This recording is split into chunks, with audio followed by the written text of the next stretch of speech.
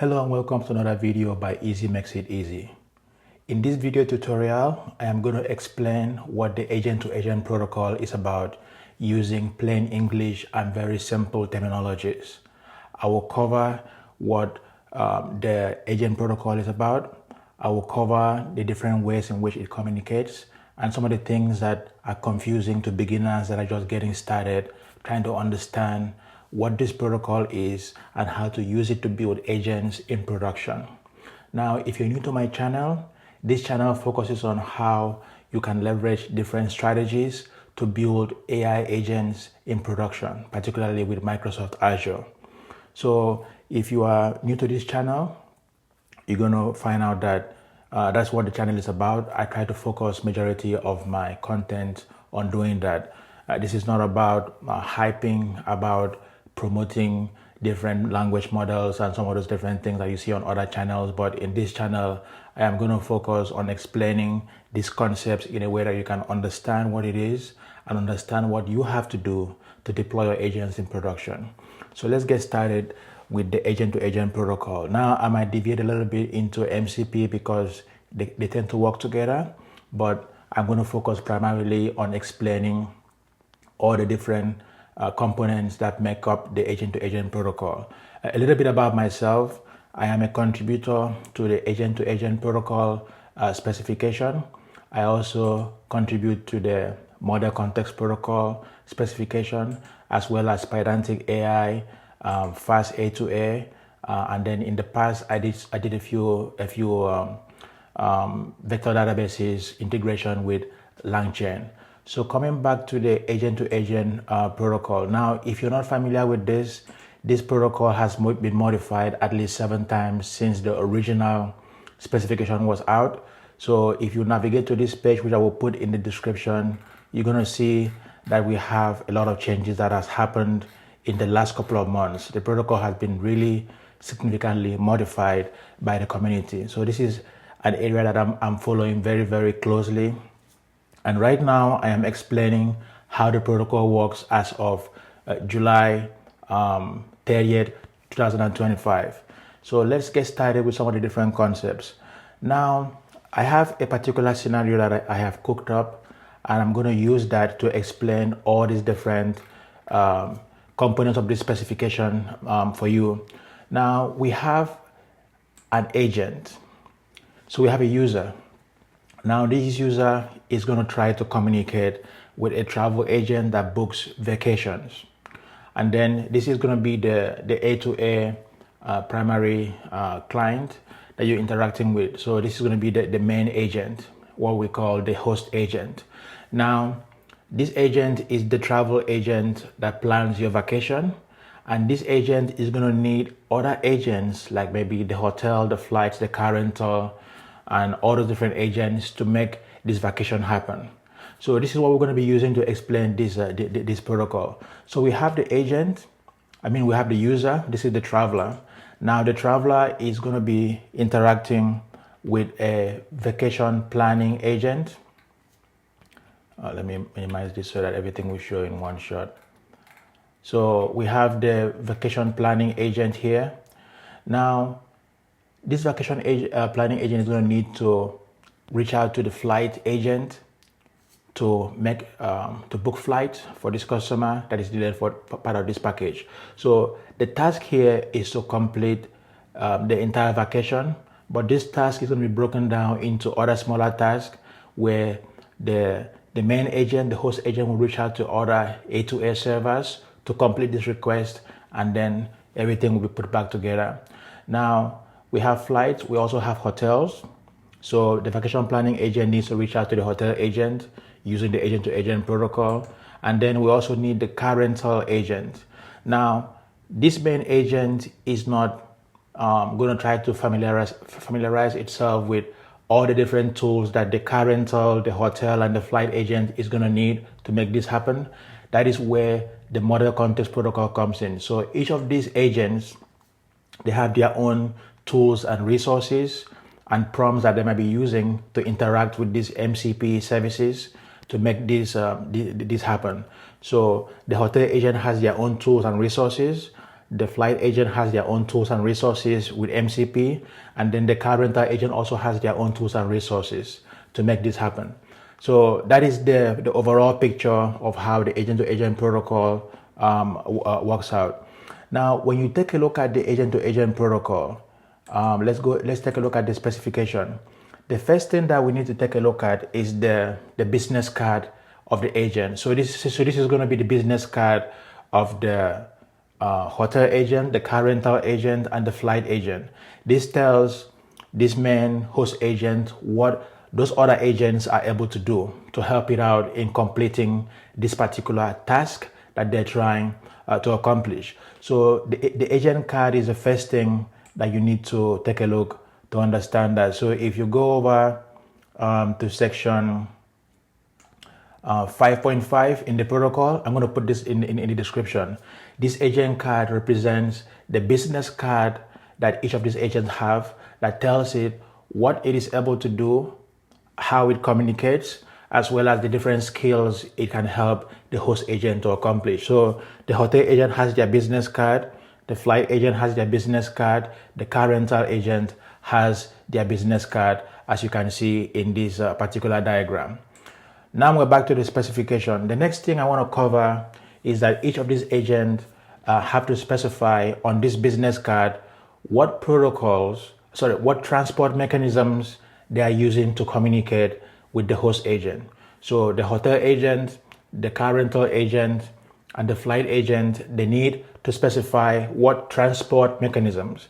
Transport mechanism sounds like a complicated word, but this is just how are we going to communicate. Now, there are three transport mechanisms. You have gRPC, you have the JSON-RPC, then you have the REST and JSON transport, HTTP and JSON transport. What that means is that the hotel agent, the car rental, and the flight agent might say, okay, I'm going to communicate with you using FaceTime or WhatsApp. That's my primary mechanism for communication. Now, when you're doing this, you need to have some kind of address, like a phone number or an email address that you can use to make this FaceTime or this WhatsApp communications. Or I might choose to communicate with you using faxes. So if you want to communicate with me, send me a fax, then I will send you a fax back. If you want to communicate with me, send me an email, then I will email you back. If you want to communicate with me, send me a text message and I will text you back. If you want to communicate with me, call me and I will speak to you. So these transport mechanisms is what each of these agents are using, and each of the transport mechanisms is going to have an address that you use to reach out to this agent. So when you hear the word transport mechanism, it sounds complicated, but it just means that this is how the A2A servers that are helping out the host agent, this is how we're going to be collaborating. What means of communication are we going to use to make this happen? So the preferred transport is here, just like how some people would prefer I only function by email or by WhatsApp or by FaceTime or by phone call or by fax. You're going to have to specify the primary, this is optional, to specify the primary communication mechanism that you want to use. So on the agent card, on this business card, this is one of the things that you have to call out.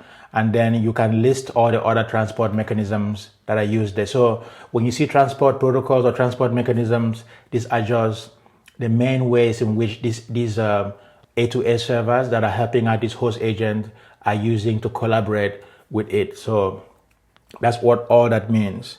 So we have covered the agent card, which is a business card. We have covered the transports, which is how these agents are communicating with one another. So that part is covered now. The next thing I want to cover is how are they exchanging information. If we take a look at the specification again, there's a section on the agent card that deals with agent capabilities. So if you look at capabilities here, which is different from skills. So capabilities just says how are they communicating, whereas skills is actually what it is able to do. So I can book tickets, I can book flights, I can book hotels, I can cancel hotels, I can retrieve lists of hotel reservations. So that is the skill. But the capability is not the same thing as skill. The capability explains how are we going to communicate, what means of communication. For example, we have streaming. So the first one is streaming here. on the agent capabilities. Streaming means when you make a phone call to me, I am going to be able to send you back all the items that are needed to complete this task one by one by one by one by one until everything is complete. So when the client makes a call to the A2A server, it waits until all of the items needed to complete that task have been retrieved or sent back to the client before it completes. So there are scenarios where that is supported. There are scenarios where that is not supported. So if the A2A server supports this type of collaboration, it needs to say that. Push notification is kind of like where you might send a fax to the hotel agent, and then the hotel agent would ask you to specify what phone number do you want me to fax back to you, or what phone number do you want me to send you a text when I have completed making your reservation. So push notification is kind of like that, where when the client calls the server, the client specifies the return address that this server, when the task is completed or when there are notifications or changes in the status of this task, the server can send back a notification to let the calling client understand what happened, what is going on, if there's a failure, if we need extra information, if we need if there was a problem. So all those things are happening using this push notification. So if the server does not support push notifications, it will let you know. In this case, you have to keep calling back and over and over and over to check on the status, and the server will not do that. But for people that want to implement this the right way, push notifications is required to have a good experience, so that the client just sends the initial request, and then whenever there is an update on the status of the task or this information that is required from the client, the server will send a notification, and then the client can now respond instead of always polling, wasting resources both on the client side and on the server side. So that is the two things that we have to pay attention to. The other two ones, I'm not going to cover it in this video, but I wanted to focus mainly on the streaming and the push notification flags that are specified on the agent capabilities, which is different from the agent skills. So capabilities for the agent is not the same thing as skills for the agent. Skills is what the agent is able to do specifically, like the skill, like the task it can complete. So can you book a ticket? Can you cancel a ticket? Can you give me a list of tickets? All those things that the agent is able to actually complete is what is called the skill. But these capabilities, object and property on the agent business card just tells the clients that want to interact with it whether streaming is supported or whether push notifications is available for you to use. So I wanted to cover that before going into the diagrams to explain how it works. So if you have push notifications not supported, what will happen would be when the vacation planning agent, in this case, is reaching out to the hotel agent, the item is generally put inside the task queue. Then a worker would now search for hotel space that is available, and then when that worker is done, it puts the answer back into some kind of database, and then the server now returns the response to the planning agent. So this is when push notification is not supported. In this kind of scenario, typically what happens is the calling client, like the vacation planning agent here, would have to wait, and then the server will give back a response if the hotel agent is able to do that. There are scenarios where you can just make the request, and then you will have to come back later to keep checking to see if the hotel agent is done with the task, and then in such case it will retrieve back the task object. So that is what is happening. Now there are times where if we're using let's go to 7.1 and take a look. So this is when you're using the message send interaction. So you have all these remote procedure methods that we can use. When we use the message send, what typically happens is the server can either reply back with a message, or the server can reply back with the status of the task, or the task is completed. or the task is in progress, or the task requires extra information. So when we use the message send the message send RPC method, that's what is going to happen. Now you may wonder, when do you send back a task and when do you send back a message? If you're just saying, hello hotel agent, how's your day today? Or how is the weather today? So something like that is not really relevant to what the hotel agent is supposed to do. In that case, we'll just reply back with a message. But if you want to find out, I'm coming on a particular date with a party of 5 or a party of 4, do you have availability? Now you're asking the hotel agent to go and perform a task. In such scenarios, it's going to reply back with a task. So if push notifications is not supported, what typically happens is either 2 scenarios. The server would wait and reply immediately, or the server would just say that the task has started, is in progress. Why don't you come back later and retrieve the status of the task? So that's what's going to happen in this scenario, and that's what we have in this particular one. Now, when push notification is supported, what will happen here is that the hotel agent, when trying to perform this task, would go ahead and initiate the task. So now go ahead and book me this hotel reservation for a particular date for this travel party. Now, the calling client will have to specify a phone number. So when this task is done, I would send you a text message letting you know that the task has been completed. So in that scenario, what is going to happen is that regardless of the transport protocol, the calling client will have to specify a callback URL or a callback address, so that when there are changes in the status of this task, the A2A server will send a notification to that address and let the client understand what is happening with the task. Is it complete? Do we need extra information? Was there a failure? Any kind of status change is going to be notified. The client will be notified using that address. So that is what push notification is about. So everything is very similar. The client makes the request to the server.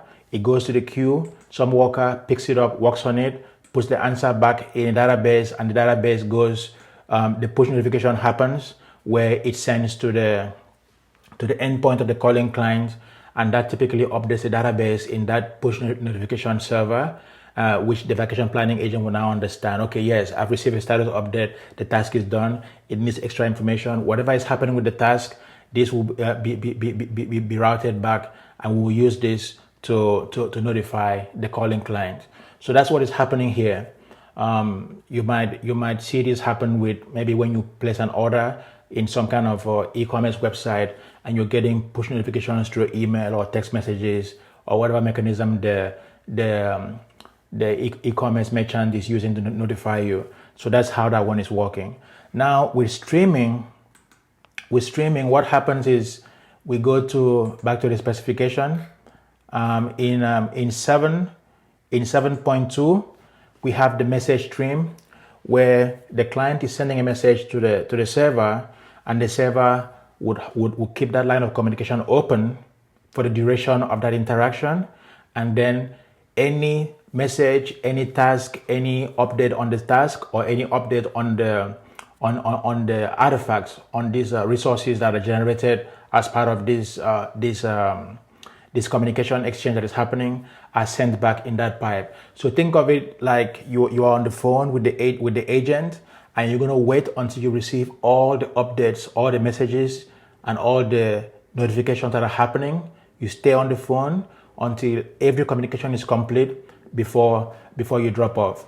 So that is how this particular one works. So very similarly, we do the same thing, just like the original one. The agent contacts the server puts it in a task queue. Some workers are working on it. They're dropping the updates into a database, and in real time it is pushing it to the client while the line is still open. Typically, you use things like gRPC to accommodate this, because gRPC is much better with handling full duplex communications like this, where you need to keep the line open and all the exchanges need to happen while the communication line is open, and then when it's done, it disconnects, and that's it. So that is the summary of the protocols. So we've covered 7.1, 7.2, and then you have 7.3. So 7.3 is just means that you need to retrieve the task. So you have a particular task ID that identifies the task, and if you're coming back, to pick up the task, you can just use that to retrieve it. And then the task cancel 7.4 tells you that we need to forget about the task. The client is no longer interested in the task that was asked earlier. So sometimes the server may not be able to cancel that task because maybe something has already gone past a particular stage. So you just have to deal with it, and the task cannot be canceled. Now, in some scenarios where you want to find out what was the phone number that was used so that the server can call you back when there are updates that are available, that's when you will use the task push notification get RPC to do that. And then if you want to get a list of all of the push notification configurations that are available, you can use 7.7 to do that. So that one provides you with a list of all the notifications. If you want to cancel or remove it, then you can do that. Now there are scenarios where you might be on the phone with the agent and then the line got disconnected. So this is typically when you have the streaming going on. Now the 7.9 is an RPC method that allows you to resubscribe to the original phone call that was going on. So in this scenario, if the client was communicating with the server and the server was sending back responses, so for some reason there was a disruption in that communication, the line broke, the client can now call back to resume the interaction, just like how you would do on a normal phone call.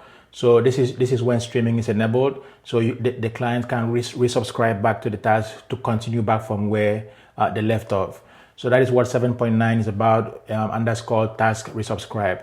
So we have covered all these different interaction scenarios. We have covered the agent card. We have covered transports. So I hope that this gives you a better idea as to how you can understand what the protocol is about. If you like content like this, I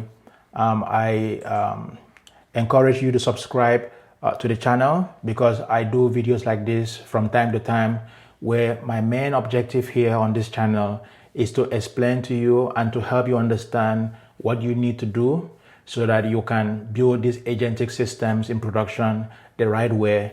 And one of that foundational concepts is understanding how the protocol really works and what are the different scenarios in which you can deploy these protocols to build your agents.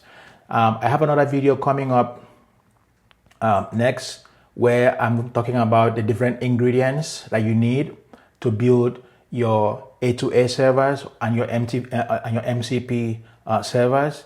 Now we have all these different scenarios and protocols, but some people may not really understand what is needed. So what databases do you need to build these agents? What infrastructure do you need to build these agents? What AI services do you need to build these agents? These are questions that are open, that most people don't understand how to pick the right services, the right databases, and the right infrastructure to build these agents in production. So I'm going to cover that in my next video, and I hope you subscribe to the channel so that you'll be notified when this is happening. And if you like this video, give it a thumbs up and share with someone else that you think will benefit from this type of content. I thank you for checking out the channel, and I will see you in the next video. Thank you.